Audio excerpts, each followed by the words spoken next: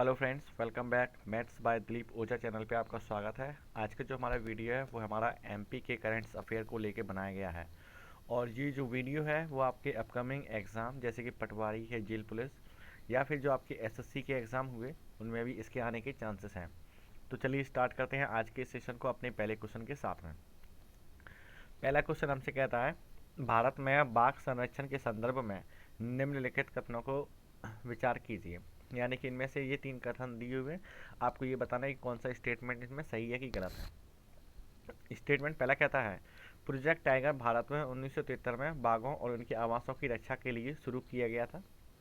Second statement है, भारत में दुनिया में बाघों की सबसे बड़ी आबादी है, यानी कि इंडिया के अंदर है। भारत में सभी बाघ अभयारण्य राष्ट्रीय उद्यानों और वन्यजीव अभयारण्यों में स्थित हैं। ठीक, तो आपके ऑप्शन है पहला सही और पहला दूसरा सही, तीसरा गलत है। पहला गलत, दूसरा तीसरा सही, दूसरा गलत, पहला और तीसरा सही, या फिर आपके 1 2 3 तीनों के तीनों सही। तो इसका जो राइट आंसर है यानी कि पहला स्टेटमेंट हमारा सही है। 1973 में बाघों के आवासों का संरक्षण किया गया था, यानी कि option A is the right answer. And option B B भी इसका क्या होगा, सही है, लेकिन थर्ड वाला गलत है। अब जानते हैं इसको संक्षेप में। जैसे कि प्रोजेक्ट टाइगर भारत में 1973 में बाघों और इनके आवासों की रक्षा के लिए शुरू किया गया था। यह दुनिया के सबसे बड़े सबसे सफल संरक्षण कार्यक्रमों में से एक है, यानी कि ये वर्ल्ड में सबसे एक मतलब कि सक्सेसफुल संरक्षण है, कंजर्वेशन है। तो इसके अकॉर्डिंग हमारा पहला स्टेटमेंट क्या सही है। भारत में दुनिया में बाघों की सबसे बड़ी आबादी यानी कि इंडिया के अंदर है। 2018 में जो उसकी जनगणना हुई थी तो भारत में अनुमानतः 2,967 बाघ थे, जो दुनिया के बाघों की आबादी में 70% अधिक हैं। इस प्रकार ये कथन क्या है, ये दूसरा स्टेटमेंट भी सही है। और जबकि भारत में कुछ बाघ अभयारण्य है राष्ट्र जैसे कि नेशनल कंजर्वेशन है और दूसरी वाइल्ड लाइफ सेंचुरी है, उनमें से सभी नहीं है। कुछ बाघ अभयारण्य जैसे कि उड़ीसा में सिमलीपाल है, तमिलनाडु में सत्यमंगलम है, संरक्षित क्षेत्रों के बाहर जंगलों में स्थित है। तो इस तरीके से हमारा क्या है, तीसरा स्टेटमेंट गलत होता है, क्योंकि जो बाघों के संरक्षण जैसे सत्यमंगलम में है और उड़ीसा के अंदर सिमलीपाल में है, तो हम ऐसे नहीं कह सकते कि जो हमारी जो अभ्यारण्य है वो सिर्फ क्या है, ये सिर्फ अभ्यारण्य राष्ट्रीय उद्यान और वन्यजीव अभ्यारण्यों में स्थित नहीं, ये कुछ वैसे भी एरियाज हैं, वहाँ पे भी इनकी आबादी देखने को मिलती है। तो इस तरीके से हमारा पहला और दूसरा सही होगा और तीसरा क्या होगा, गलत होगा। अगला क्वेश्चन है, Cas9 प्रोटीन क्या है। ये यूपीएससी के सीएसई प्रारंभिक 2019 में पूछा गया क्वेश्चन है। ऑप्शन है आपके, लक्षित जीन संपादन में उपयोग की जाने वाली आणविक कैंची होती है। ऑप्शन बी, रोगियों में रोगजनकों का सटीक पता लगाने में उपयोग किया जाने वाला बायोसेंसर होता है। ऑप्शन सी कहता है, एक जीन जो पौधों को कीट प्रतिरोधी बनाता है। या ऑप्शन डी, आनुवांशिक रूप से संशोधित फसलों में संश्लेषित एक शाकनाशी पदार्थ है। तो Cas9 प्रोटीन ये एक्चुअली में है क्या। तो इसका जो राइट आंसर वो है हमारा ऑप्शन ए। यहाँ लक्षित जीन संपादन में उपयोग की जाने वाली एक आणविक कैंची होती है। अब ये क्या है, इसको डिटेल में जानेंगे। जैसे क्रिस्पर यानी कि क्लस्टर्ड रेगुलेटरी इंटरस्पेड शॉर्ट पैलिट्रोमैटिक रिपीट तकनीक एक जीन एडिटिंग तकनीक है। ये कैसी है, एक जीन एडिटिंग तकनीक है जिसका उपयोग आनुवांशिक अभिव्यक्ति को बदलने के उद्देश्य से किया जा सकता है। Cas9 प्रोटीन एक एंजाइम है जो जीनोम में एक विशिष्ट स्थान पर डबल हेलिक्स डीएनए के दो पहलुओं को क्या करती है, काटती है, यानी कि डिवाइड उसको करती है। तो Cas9 क्या है, Cas9 यहाँ की एक क्रिस्पर एक जीन एडिटिंग तकनीक है। ये कैसी है, एक जीन को एडिटिंग करने वाली तकनीक है। अगला क्वेश्चन कहता है हमारा, रूस है जो नीचे दिए गए देशों में से किन देशों के साथ सीमा साझा करता है, यानी कि वो अपनी बाउंड्री को शेयर करता है।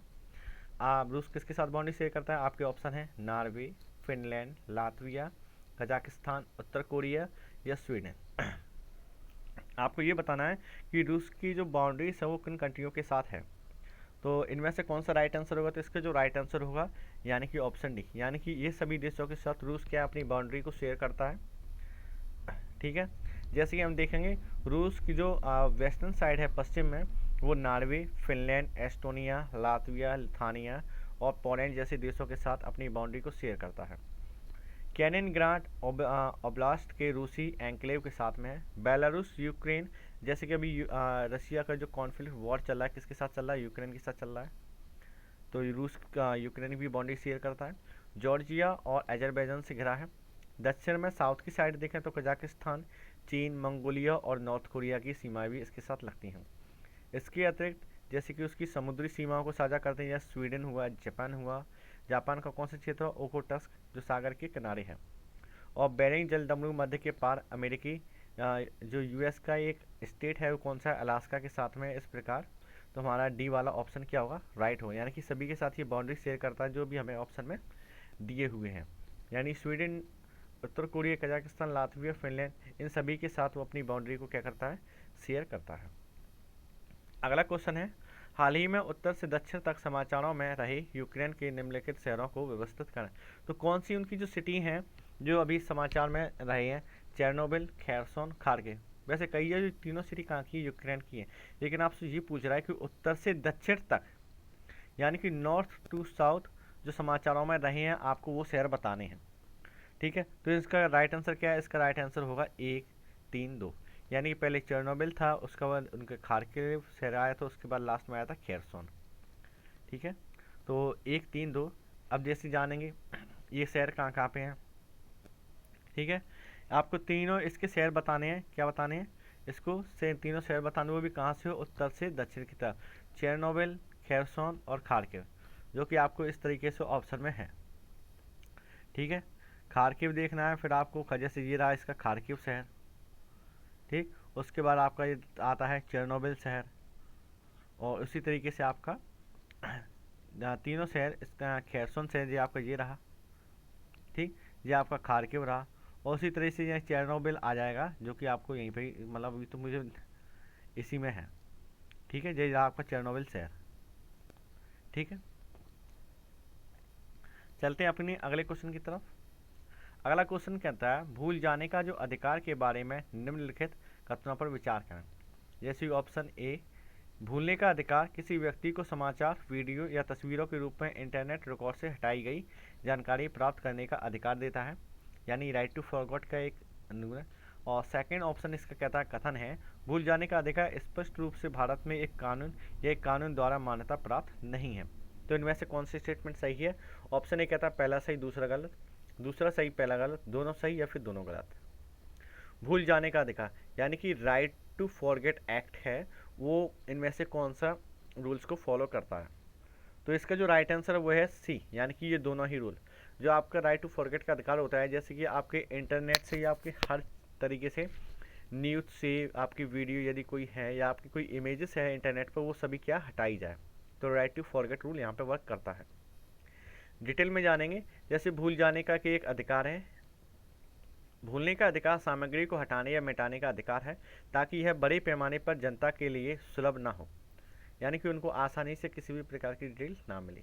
यह किसी व्यक्ति को समाचार, वीडियो या तस्वीरों के रूप में इंटरनेट रिकॉर्ड से हटाए गए जानकारी प्राप्त करने का अधिकार देता है। इसलिए यह वर्तमान मामले में गूगल जैसे खोज इंजनों के माध्यम से दिखाई नहीं देते हैं। तो इस अकॉर्डिंग से हमारा जो पहला ऑप्शन है वो क्या होगा? सही होगा। यानी कि जो राइट टू फॉरगेट रूल में पहला ऑप्शन हमारा क्या निकलता है? सही।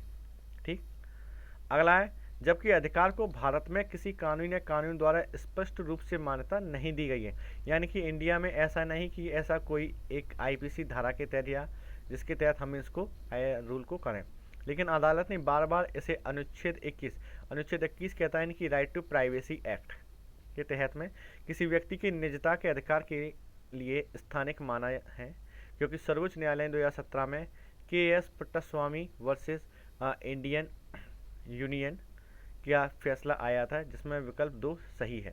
तो इस तरीके से हमारी जो दोनों ही स्टेटमेंट है वो क्या है? सही है। ठीक है, दूसरा स्टेटमेंट कहता है भूल जाने का अधिकार है यह स्पष्ट रूप से भारत में एक कानून या एक कानून द्वारा मान्यता प्राप्त नहीं है, यानी कि किसी भी तरह का इसके मतलब कि पार्लियामेंट से ये पास नहीं हुआ है। अगला क्वेश्चन है, हाल ही में बलिप्पा नारायण भागवत सुर्खियों में थे, ये किस क्षेत्र से संबंधित हैं? ऑप्शन है हॉकी, पेंटिंग, गायन और कला, गायन कला या फिर बाइक रेसिंग। तो बलिक्का नारायण जो भागवत थी, जो अभी हाल ही में न्यूज़ में थी, ये किससे रिलेटेड? तो ये जो रिलेटेड है वो गायन और कला से रिलेशन है, जानेंगे। ये एक मशहूर यक्षगान, यक्षगान कहाँ का नृत्य है? ये कर्नाटक का है। ठीक है, यक्षगान गायक और पटकथा लेखक बलिप्पा नारायण भागवत के बीते 16 फरवरी को कर्नाटक के उनके आवास पर निधन हो गया है। 19 मार्च 1938 को केरल के कासरगोड के पद्रे गांव में जन्मे भागवत की फैन फॉलोइंग बड़ी संख्या में थी। उनके गायन की अनूठी शैली को प्रशंसकों ने बालिपा शैली का नाम दिया था। यह अन्य गायकों की तुलना में काफ़ी अलग थी। शानदार आवाज़ के धनी भागवत ने 30 से अधिक यक्षगान प्रसंग लिपियाँ लिखी हैं। कला के क्षेत्र में उनके अतुलनीय योगदान के लिए उन्हें कई पुरस्कारों से सम्मानित किया जा चुका है, यानी कि कई सारे उनको बल्कि प्राइज भी मिले हैं। खास तौर पर जो प्राइम मिनिस्टर नरेंद्र मोदी जी ने बलिप्पा नारायण भागवत के निधन पर उन्होंने क्या एक तरह से दुख या खेद जताया है। तो एक अपने आप में काफ़ी बड़ी हस्ती है और एग्जाम के पॉइंट ऑफ व्यू से ये काफ़ी एक इम्पोर्टेंट क्वेश्चन साबित होता है कि बलिप्पा नारायण भागवत कौन थे। अगला क्वेश्चन है हमारा, हाल ही में कंप्यूटर वैज्ञानिक हरि बालकृष्णन को किस पुरस्कार से सम्मानित किया गया है। जो एक कंप्यूटर साइंटिस्ट हैं हरि बालकृष्णन को कौन से पुरस्कार मिला है। ऑप्शन ए क्या था, मार्कोनी पुरस्कार, शांति स्वरूप भटनागर पुरस्कार, जीडी बिरला या इन्फोसिस पुरस्कार। जो कंप्यूटर का हमें ये पता है कि कंप्यूटर के साइंटिस्ट क्षेत्र में कौन सा पुरस्कार दिया जाता है, तो वो जो पुरस्कार दिया जाता है वो है मार्कोनी पुरस्कार, यानी कि आपका ऑप्शन ए इसका क्या होगा, करेक्ट आंसर होगा। अब डिटेल में जानेंगे। कंप्यूटर जो वैज्ञानिक है हरि बालकृष्णन को साल 2023 में मार्कोनी अवार्ड से प्रदान किया गया। कोई मार्कोनी कंप्यूटर के क्षेत्र में दिए जाने वाले एक अवार्ड है। आपको बता दें कि यह पुरस्कार कंप्यूटर साइंस के क्षेत्र में सबसे बड़ा सम्मान है। कंप्यूटर साइंस के क्षेत्र में यह क्या है, एक सबसे उच्च श्रेणी का सम्मान होता है। इस पुरस्कार के तहत 1 लाख अमेरिकी डॉलर और ट्रॉफी प्रदान की जाती है। कम्युनिकेशन फील्ड के नोबल के नाम से प्रसिद्ध यह पुरस्कार अमेरिका के मार्कोनी फाउंडेशन द्वारा ये इसको प्रदान किया जाता है। किसी द्वारा दिया जाता है, ये अमेरिका के द्वारा दिया जाने वाला पुरस्कार है। तो फ्रेंड्स, आपको ये सेशन कैसा लगा अपनी राय कमेंट बॉक्स में बताएं। वीडियो पसंद आए तो इसको लाइक करें और चैनल पर नए हो तो सब्सक्राइब करें और जो भी डाउट्स हो आप कमेंट बॉक्स में हमसे पूछ सकते हैं। एंड जय हिंद।